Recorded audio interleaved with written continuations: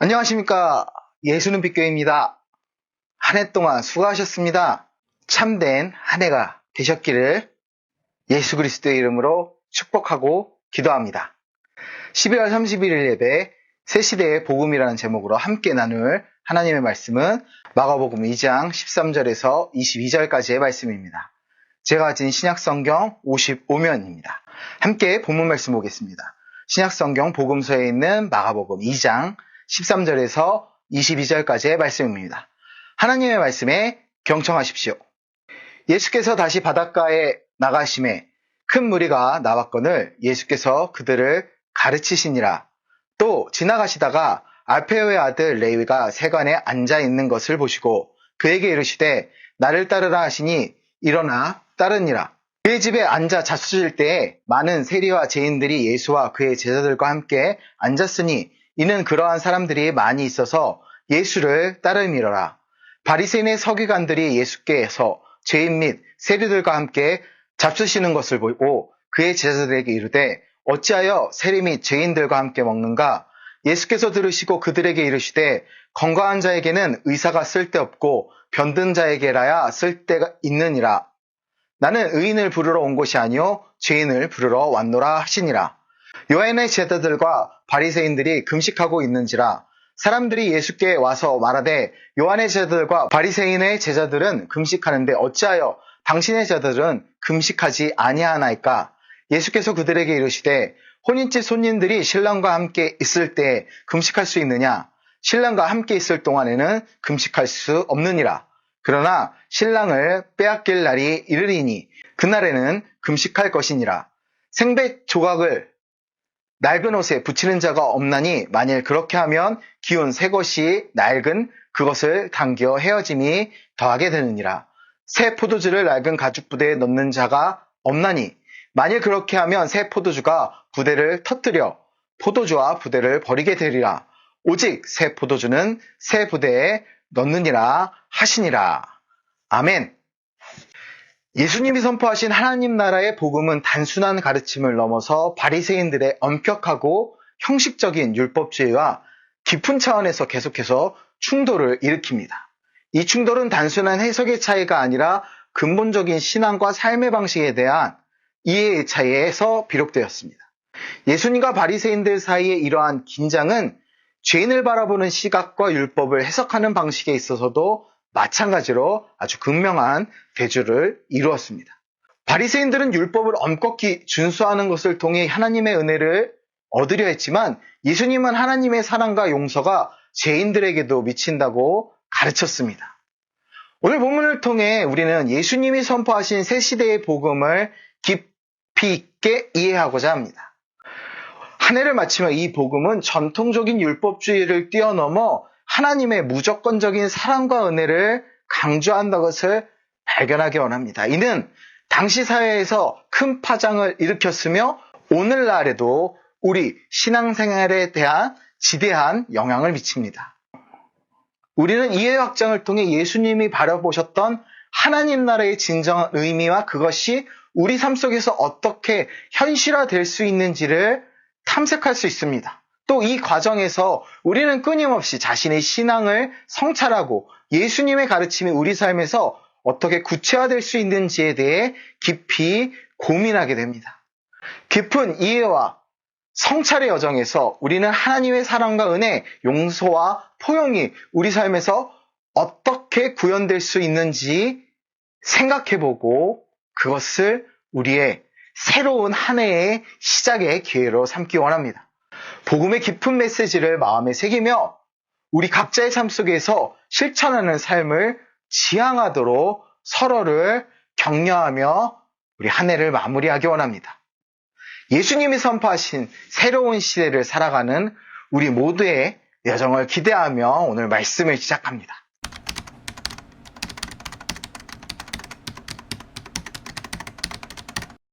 예수님은 세관에서 업무를 보고 있던 세리 레위를 향해 가셔서 그에게 자신을 따르라는 명확하고 단호한 말씀을 하셨습니다. 이 호출은 단순한 요청을 넘어서 레위의 삶에 깊은 변화를 가져오는 아주 결정적인 순간이었습니다. 뒤이어 예수님은 레위 집에서 세리들과 죄인들을 둘러싸고 음식을 잡수셨죠.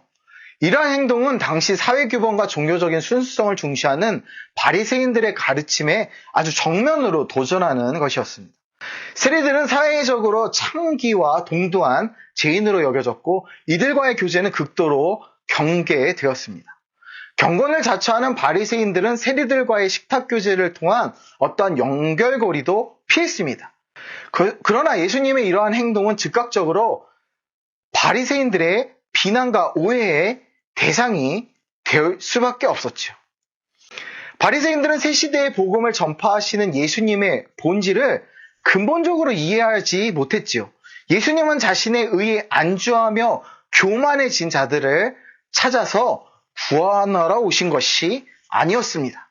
그들의 의를 이해시키시고 그들을 구원하시려고 하는 것이 아니라 오히려 예수님은 영적으로 건강하다 자부하는 이들이 아닌 병든 자, 즉 죄로 인해 병들고 구원의 손길을 필요로 하는 이들을 찾아오셨습니다.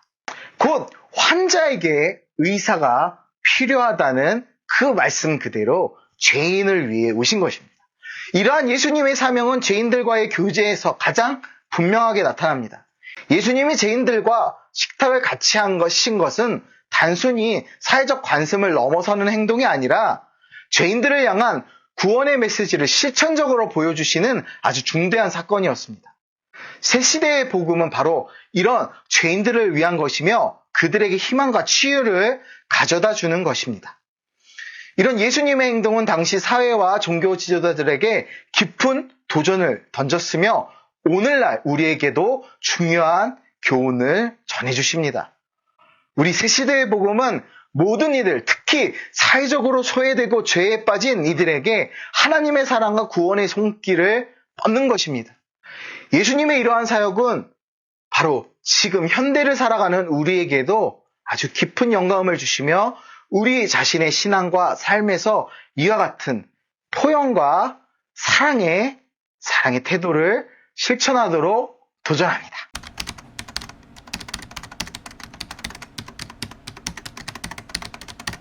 사람들은 예수님과 그의 제자들의 행동에 의문을 품지요.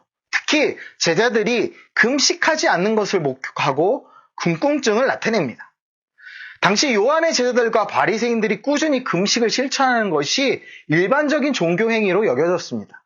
세례 요한은 자신의 신앙과 경건한 삶을 위해 금식과 금욕을 강조했고 그의 제자들 역시 이러한 가르침을 충실히 따르며 금식을 지켰습니다.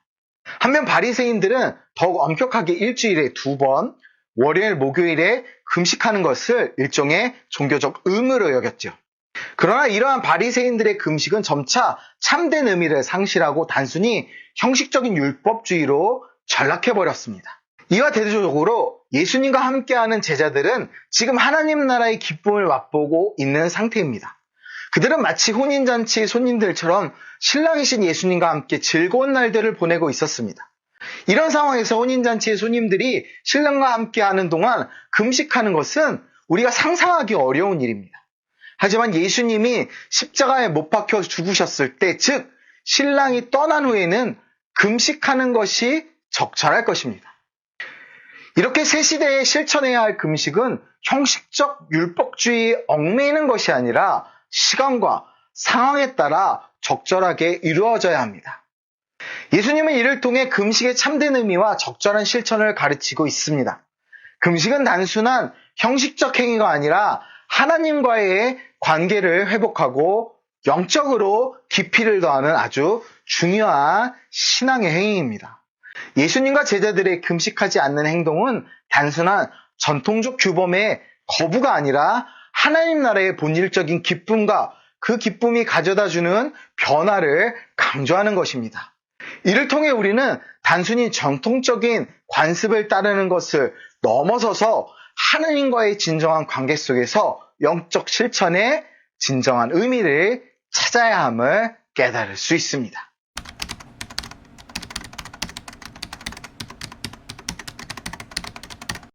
예수님께서는 두 개의 강렬한 비유를 사용하셔서 형식적인 율법주의와 예수님 전하신 새로운 복음 사이의 근본적인 차이를 분명하게 설명하셨습니다.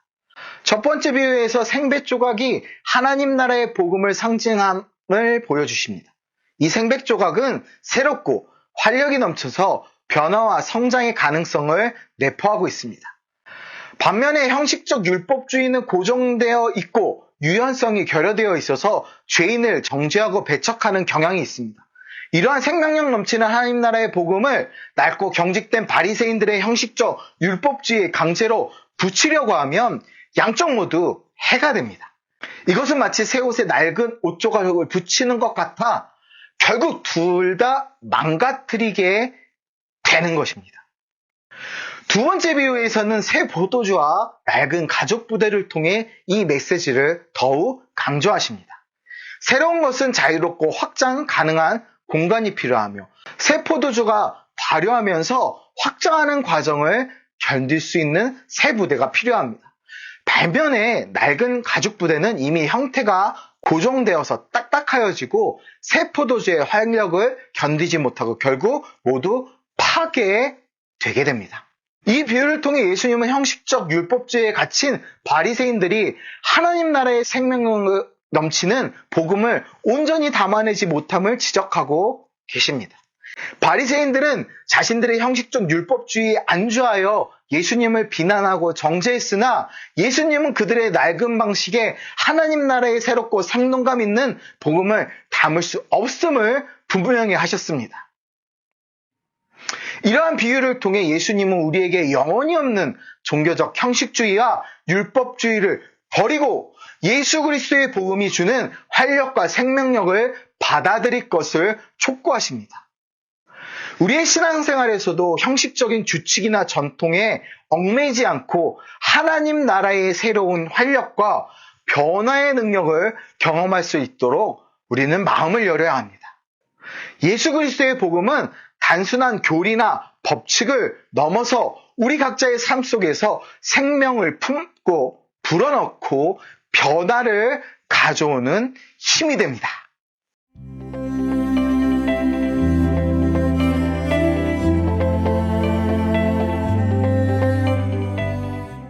예수님이 선포하신 새 시대의 복음은 죄인들을 단순히 비난하고 정죄하는 것을 넘어서 그들을 적극적으로 불러내어 구원의 길로 인도하는 것입니다. 이 복음은 과거의 형식적 율법주의나 종교적 전통에 얽매이지 않는 생명을 살리고 영혼을 감동시키는 활력이 넘치는 메시지입니다. 우리 새 시대의 복음, 새로운 복음, 예수 그리스도가 전하신 복음은 하나님의 사랑과 은혜, 용서와 구원이 중심이 되어 모든 이들에게 새로운 삶과 희망을 제공합니다. 우리는 이러한 복음의 깊은 본질을 이해하고 그것을 우리 삶 속에서 깊이 체험하고 누려야 합니다. 예수님과 제자들의 금식하지 않는 행위에서 우리는 새 시대의 복음이 전통적인 형식과 규범을 넘어선 하나님의 사랑과 자유를 강조한다는 것을 볼 수 있습니다. 마찬가지로 생배조각과 새 포도주의 비유를 통해 우리는 낡은 관습과 형식주의를 넘어서 하나님 나라의 새로운 활력과 생명력을 받아들여야 함을 배울 수 있습니다. 이 모든 교훈들은 우리에게 하나님 나라의 복음이 어떻게 삶을 변화시키고 어떻게 우리를 새로운 창조로 이끌어가는지를 보여줍니다.